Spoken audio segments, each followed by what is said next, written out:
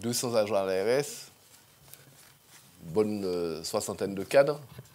Ils m'ont préparé un discours de 20 pages, dont je ne vais pas dire un seul mot.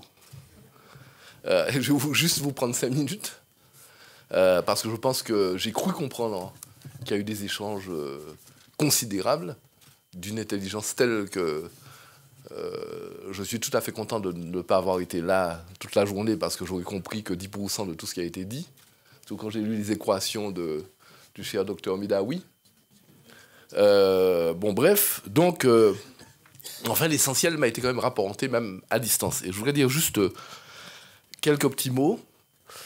En conclusion, un des atouts de la Martinique, donc, c'est que nous disposons aujourd'hui, d'ailleurs, vous l'avez dit, représentant de la CTM, nous sommes une région qui a quand même les canaux qu'il faut, quoi. Pour ça, des outils que beaucoup d'autres, finalement, auraient envie d'avoir à 100% sur le territoire. Donc, on a les prérequis qui sont indispensables en matière d'infrastructure. Bon. Donc, nous devons absolument poursuivre l'informatisation dans tous les domaines, dans tous les secteurs, partout où c'est possible, et avec tous ceux qui veulent y aller. Et je pense qu'il faut pousser tout le monde à y aller. Donc, l'informatisation des hôpitaux, des institutions privées. Je pense que là où le privé est en avant, il faut s'appuyer sur le privé en avance. Il faut s'appuyer sur le privé sans complexe. Et en tout cas collaborer avec le privé, entre privé et public. Nous ne sommes pas à l'ARS partisans de privilégier le public aux dépens de l'intérêt public. Donc, aux dépens de l'intérêt de la population martiniquaise, privilégier par principe et par idéologie le public. Mais sans complexe, si nous devons nous appuyer sur l'expérience du privé, parce que lui, il avance, parce que lui, il le fait, parce que lui, il sait faire, et que ça doit entraîner le public, nous irons dans ce sens. Bref. Deuxièmement, impulser sans tarder des pratiques et usages simples au départ d'échanges et de partage entre les professionnels sanitaires, médico-sociaux, libéraux. Là aussi, j'ai parlé dans ma conclusion de mon intervention de ce matin de la nécessité de motiver tout le monde. Donc il faut motiver tout le monde, tous les professionnels, où qu'ils soient. Doter évidemment les outils, les nouveaux outils que nous mettons en place. Parce que tout le monde parle uniquement du problème, encore une fois, je ne veux pas développer dessus, mais du CHU. Mais franchement, les nouveaux outils, les maisons de santé pluridisciplinaires, les maisons médicales de garde, les centres de santé, tout ce qui se met en place, tout ça doit, les réseaux, les parcours, tout ça doit être outillé. Tout ça doit participer de la même marche, de la même évolution. Les marches doivent être montées ensemble, même si certains courent un peu plus vite que d'autres. Donc personne ne doit rester à côté du chemin, et surtout pas, je pense, au GHT Centre-Sud prometteur que nous mettons en place, et qui ne connaîtra pas les mêmes soubresauts que d'autres structures qui changent l'organisation des soins à la Martinique que nous sommes en train de mettre en place. Après, c'est vrai que se pose le problème, quelle éthique pour l'usage des big data en santé? L'avènement des big data dans le domaine de la santé pose des problèmes nouveaux aux professionnels de santé, bien évidemment, tant dans le domaine médical que dans le domaine judiciaire et éthique. Mais je dis ça juste pour dire que ça, c'est un problème qui dépasse la Martinique. C'est un problème qui est posé à l'échelle mondiale, à l'échelle nationale et donc de l'Union européenne, où les normes doivent être posées, où les principes doivent être arrêtés sur la base de débats de commissions d'éthique et tout, qui doivent bétonner ces questions-là. Enfin, moi, je vous rassure, je ne connais pas une décennie où il n'y a pas une banque qui a des coffres-forts de 2 mètres d'épaisseur de porte au 5e sous-sol qui n'ont pas été dévalisés. D'accord? Donc, si on doit commencer à se poser ces problèmes-là pour savoir si le boulot qu'on fait est totalement sécurisé, parce que s'il n'est pas totalement, on n'y va pas, la bonne question a été posée. C'est pas est-ce que c'est totalement sécurisé? Qu'est-ce qu'on en fait? Qui va les utiliser? Est-ce qu'on peut les utiliser rapidement pour aider les patients et améliorer le système de soins? Bien.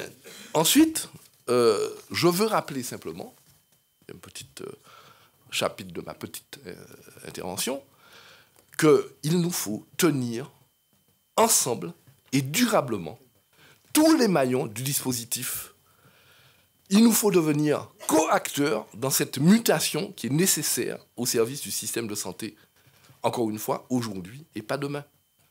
Ça ne veut pas dire tous ensemble, partout, faisons la même chose, c'est pas ça. Mais nous devons aller de façon décidée sur ce que nous avons à mettre en place. Je répète le ROR, je répète les logiciels d'orientation du patient, la plateforme régionale de service, le dossier médical partagé, la messagerie sécurisée, etc., etc. Aujourd'hui et pas demain. Ensuite, pour ça, je résume ce que j'ai dit au début de la matinée. La motivation, ce n'est pas une injonction. La motivation, c'est ce que nous avons fait. Et on a eu une... Alors, il faudrait peut-être inventer un nouveau concept. On a eu une intuition qu'il fallait aujourd'hui faire ça pour marquer le coup et faire que tout le monde change de niveau de préoccupation sur la question. On pourrait appeler ça une intuition administrative. Une intuition d'Edgar Morin, de Pascal, de Bachelard, en termes scientifiques, etc. Non, une intuition administrative.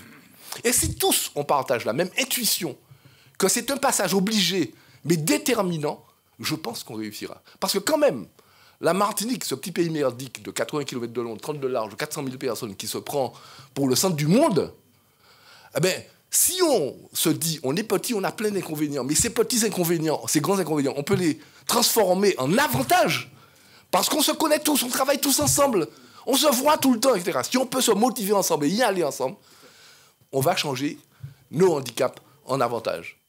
C'est ça notre conviction. Donc voilà cette intuition-là qu'il nous faut aujourd'hui aller ensemble. Il faut pour ça former, accompagner GCSSI, Mme Capitaine, tous les autres. Vous avez cette responsabilité-là. On ne sera pas tous là. Tous ensemble, je veux dire. Je ne serai pas là demain. Mais je pense que le bateau est lancé. Vous n'avez pas le droit de le faire arrêter.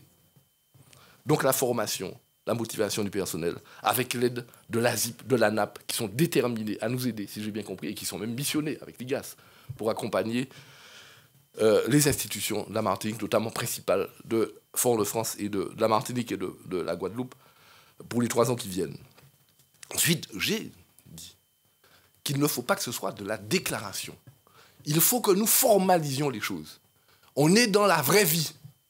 Donc, il faut évidemment un minimum, y compris de contraintes pour nous. Je dis nous, ARS. Parce que si on dit cela, et qu'on arrive à discuter, à débattre, bon, vous êtes là, vous irez là dans 3 ans, dans 5 ans, vous avez besoin de moyens, on discute, on n'a pas tous les moyens, on vous donne ça aujourd'hui, ça demain, etc. Et qu'on signe, on contractualise, ça vous met la pression, mais ça nous met la pression. Et je veux nous mettre la pression pour l'intérêt du public martiniquais. Donc, la contractualisation pluriannuelle. Et ensuite, je ne fais pas confiance ni à l'ARS, ni au CHU, ni à n'importe quel hôpital, ni à n'importe quelle clinique privée, ni à n'importe quel opérateur privé libéraux pour faire tout seul tout le chemin. Je pense qu'il faut que chacun regarde ce que fait l'autre mieux, regarde ce que les autres ailleurs ont fait mieux, quel chemin, pour éviter les erreurs et pour tracer la route. Et pour ça, c'est régulièrement que nous mettions en place une organisation de pilotage, pas dans la stratégie ou dans la philosophie, mais dans la conduite opérationnelle de ce travail à faire, pour que nous puissions regarder pas à pas où nous en sommes, comment lever les obstacles, comment tirer profit de ce qui est fait bien et comment avancer. Donc nous mettrons en place un comité de pilotage et de suivi de cette révolution de l'e-santé à la Martinique dans l'ensemble du domaine de la santé. Et puis, je voudrais juste conclure là en disant qu'il y a 2 voies pour nous. Ou celle, nous, professionnels de santé, de nous laisser contaminer par cette sorte de pessimisme permanent qui circule, ou autrement, être un petit peu optimiste et réaliste, parce que l'optimisme, c'est le réalisme à la Martinique aujourd'hui, quand même. Et je préfère regarder les gens de Sainte-Lucie, qui éditent des papiers glacés vantant le tourisme à Sainte-Lucie, qui arrivent à convaincre qu'ils sont une tête de pont pour les paquebots américains de 5000 personnes, tout simplement. Parce que l'un de leurs arguments, c'est de mettre qu'ils sont à 20 minutes du plus grand CHU de la Caraïbe, sans dire que le CHU, c'est à Martinique. Je préfère regarder ce qu'ils font. Eux, ils ne sont pas pessimistes. Je préfère constater que nous avons quand même la capacité de cet ECMO qui sauve des vies dans les coins de la Caraïbe. Je préfère regarder que Bedawi, qui a développé son projet ISIS, il ne vous l'a pas dit parce qu'il est très modeste, en fait. Et convoité par les Américains, il ne m'a pas dit d'ailleurs, mais je crois ça. Ils ont dû lui proposer des ponts d'or. En tout cas, ils essaient de piller à distance tout le boulot qu'il fait. Vous pouvez regarder ça. Vous pouvez regarder que tout merdique que nous sommes au CHU a été mis au CHU quand même, en euros, la thrombolyse, au point, qui a quand même permis une sacrée avancée dans le monde entier sur cette question des AVC. Ainsi de suite. Bon, je pourrais développer d'autres exemples de disciplines qui sont convoitées ailleurs. Je ne dis pas qu'on est les meilleurs, hein, je ne dis pas ça. Mais on n'est quand même pas les plus mauvais et que du mauvais, même si nous sommes en faillite. Parce que nous sommes en faillite, dans le seul CHU. Mais l'intérêt, c'est que ceux qui ont mis le CHU en faillite, ils ne savaient pas qu'ils étaient en faillite. Mais nous savons, nous, maintenant, pourquoi ils ont été en faillite. Et nous savons comment sortir de la faillite. C'est ça toute la différence. Mais il faudra un certain nombre d'années. Bref. Donc je préfère dire que simplement la chose suivante, en fait. Soit vous balayez, vous êtes un balayeur et vous balayez. Soit vous êtes un chirurgien cardiaque et vous faites des opérations cardiaques de haut niveau. Mais si vous balayez, balayez bien dans l'intérêt du public. Si vous opérez, opérez bien dans l'intérêt du public. Merci.